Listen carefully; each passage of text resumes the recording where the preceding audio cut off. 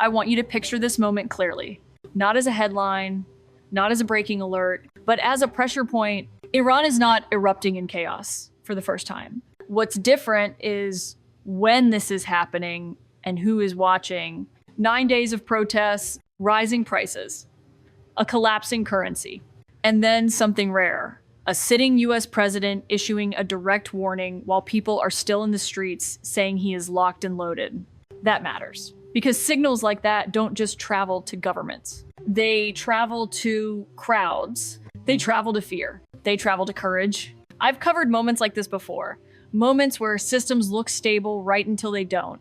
Where power feels permanent until it suddenly feels hollow.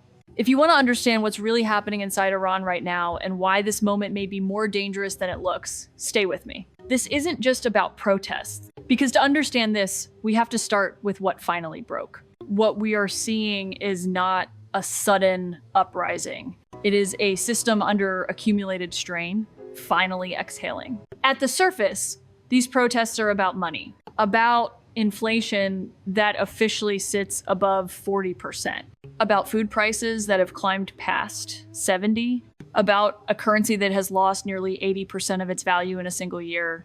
But underneath that is something more corrosive, a loss of faith.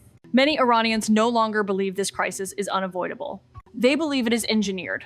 They believe a small circle inside the system is insulated from pain, while everyone else absorbs it. That belief matters, because once economic anger turns into moral anger, it stops being manageable. This is why protests didn't stay in the Grand Bazaar, why shop closures turned into chants, why economic slogans became political demands. And this is why the state responded with force almost immediately, because it recognized the pattern. This wasn't noise, it was alignment. And to understand how Iran arrived at this point, we need to step back into the economic and political machinery that made this outcome almost inevitable. To understand this moment, you have to understand the cycle Iran has been trapped in for years. Sanctions did not simply restrict Iran's economy. They reshaped it. As access to global markets narrowed, power consolidated. Imports, exports, oil revenues, everything flowed through fewer hands, not because it was efficient, but because it was survivable. Over time, a parallel economy emerged. One that rewarded proximity to power, not productivity. One where survival depended on connections, exemptions, and quiet arrangements. That's where public anger hardened. Because while ordinary families watched prices double, corruption trials exposed senior officials and relatives living untouched by the crisis. While wages collapsed, certain networks still moved money, oil, and influence abroad. Even inside the system, a name formed for this reality: sanctions profiteers.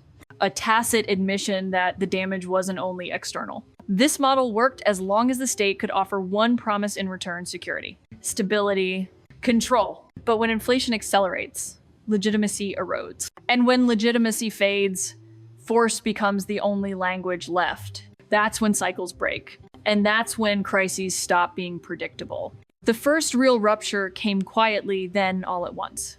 It started with merchants in Tehran's Grand Bazaar closing their shops. That matters more than it sounds. The bazaar has always been a political barometer. When it shuts, it's not symbolic, it's structural. Currency values were swinging daily. Prices changed between morning and night. Merchants weren't protesting ideology. They were protesting chaos. And chaos spreads within days. The streets filled beyond the bazaar. Students joined, small business owners followed. Cities and towns that rarely moved together began echoing the same chants. That's when the language shifted. Economic demands gave way to political ones. Calls for reform turned into calls for removal. And once again, chants against the supreme leader returned, crossing the line the state fears most.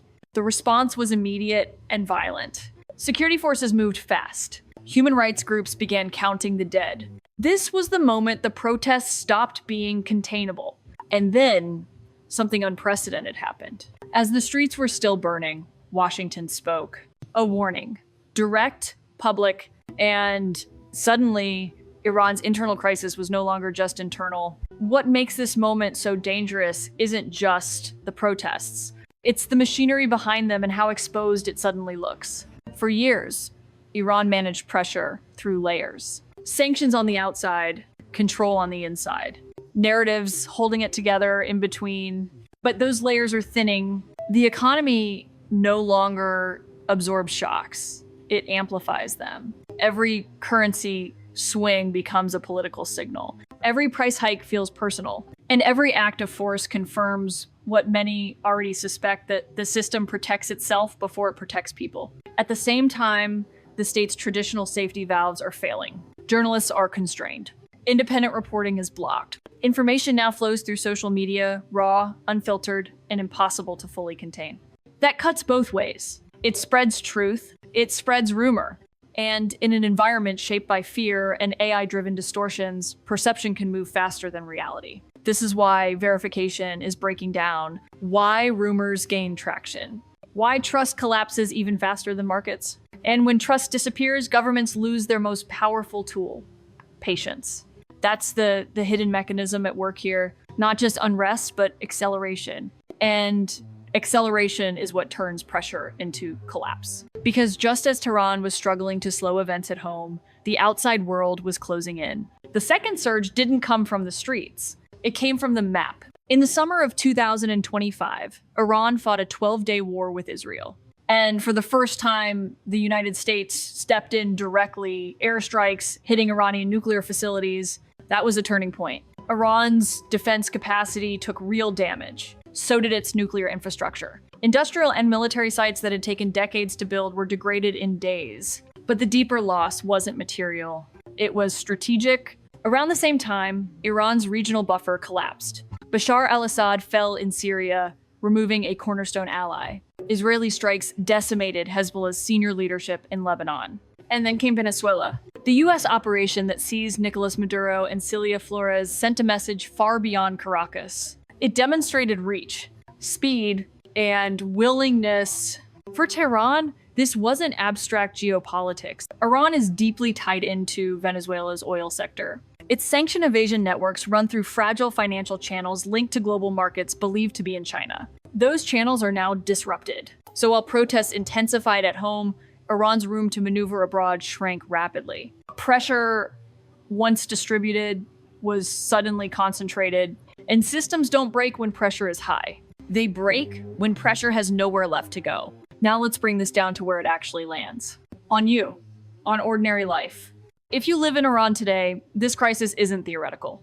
It's the cost of bread changing between sunrise and sunset. It's standing in a shop, calculating what you'll put back on the shelf. It's watching your savings dissolve quietly, without warning, without apology. And when protests erupt, the risk is immediate. You don't know which street will turn violent. You don't know which video will be the last one uploaded before the internet goes dark. This is where fear hardens into resolve. Because when people believe the system is no longer protecting them, when they believe sacrifice is permanent, but accountability never comes, something fundamental breaks. You're no longer protesting prices. You're protesting the future being taken from you. If this story matters to you, if you want to keep understanding how power decisions reshape real lives, pause for a moment. Share this. Stay with this conversation. Because what happens next won't be decided only in Tehran. And it won't stop at Iran's borders. What's unfolding inside Iran doesn't stay inside Iran. It never does. This country sits at the center of multiple fault lines: energy, security, ideology, money. When pressure builds here, it radiates outward. Oil markets feel it first. Any sustained instability inside Iran tightens expectations, rattles prices, and injects uncertainty into already fragile supply chains. Even the possibility of disruption changes behavior far beyond the region. Then there's geopolitics. Iran's weakened position reshapes calculations in Washington, Tel Aviv, Moscow, and Beijing. Fewer allies mean fewer buffers. Fewer buffers mean higher risk of miscalculation. And higher risk means smaller incidents can spiral fast. Regional actors watch closely. Some see opportunity, others see danger. None can ignore it. This is why warnings from the US matter. Why silence from others matters too. Because moments like this redraw boundaries quietly, then suddenly, and history shows us something uncomfortable. Global crises rarely begin with grand announcements. They begin with internal fractures that the world underestimates, which brings us to the most difficult question of all. What happens next? There are three paths forward from here. None of them are clean. All of them carry cost. The first is enforced stability. The state tightens control. Arrests expand. Force restores order on the surface. Markets calm temporarily, but nothing underneath is fixed. This buys time, not resolution, and it deepens resentment. The second is prolonged fracture. Protests rise and fall. The economy continues to deteriorate. Power holds, but legitimacy keeps leaking. This is the slow bleed scenario, dangerous because it normalizes crisis. The third is systemic shock, a miscalculation, a spark, internal or external, that the system can no longer absorb. This is the least predictable outcome, and the one history tells us regimes fear most. Which path Iran takes depends on variables no one fully controls. Pressure from the streets, decisions in Washington, restraint or the lack of it in Tehran. What's clear is this: decades of strategy, proxies, and sanctions evasion were built to prevent exactly this moment. And yet, here it is. Because systems don't collapse when they are attacked. They collapse when their assumptions stop working. And that brings us to the final truth this moment is forcing into view. This is the paradox Iran is now trapped inside. For years, its leaders asked people to endure hardship in exchange for security, to accept sanctions, isolation, and sacrifice as the price of sovereignty and strength. But today, that promise is breaking. After decades of investment in regional allies, sanction evasion networks, and nuclear infrastructure, security at home feels more distant, not closer. The structures built to protect the state now strain the society holding it up. An aging supreme leader faces perhaps the most uncertain moment of his rule. Not because of one protest, not because of one foreign threat, but because pressure is arriving from every direction at once. With Trump back in the White House and Netanyahu in power in Israel, there is no easy exit. Every path forward demands a price. And history tells us something important. Moments like this don't announce endings. They reveal whether systems can adapt, or whether they only know how to resist. If you want to understand how this story continues, how power responds when its foundations start to crack, stay with me. Because what happens next won't just shape Iran.